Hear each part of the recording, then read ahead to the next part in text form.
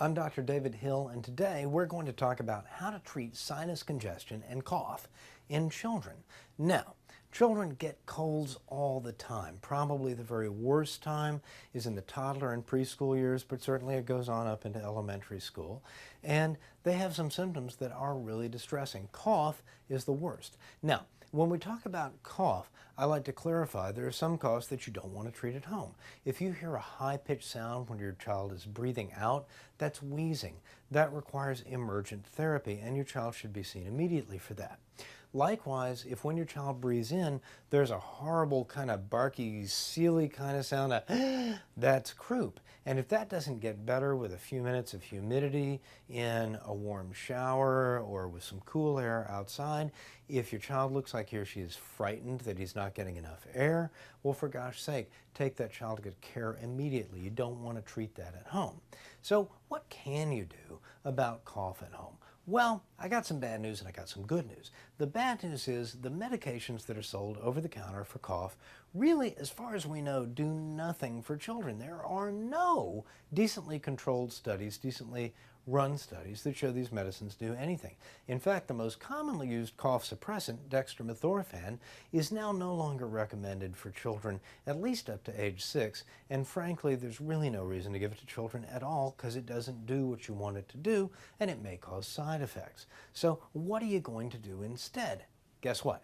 Honey. For any child who's greater than 12 months of age, a teaspoonful of honey works as well as anything for cough suppression. In fact, in one study, it was tried against dextromethorphan, and honey did better than the medicine. So why take a risk on the medicine when you can use honey?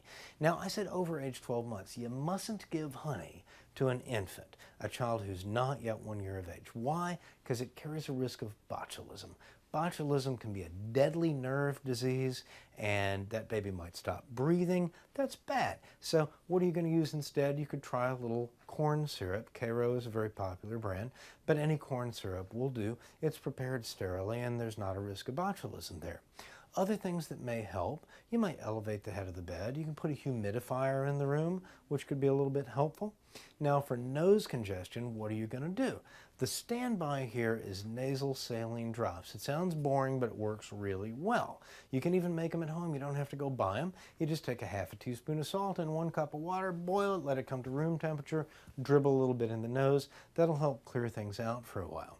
Now, for a badly runny nose, children age 6 and over can use a medication called ipratropium.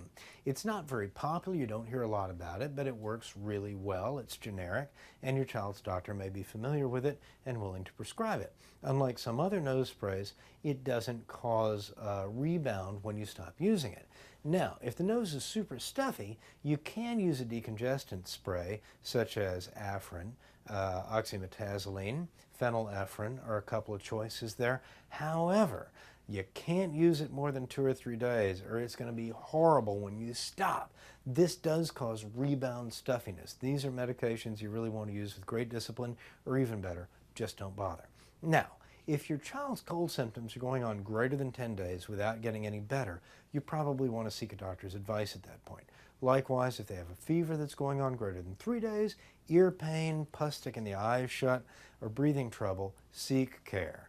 Talking about what to do for your child's cough and congestion, I am Dr. David Hill.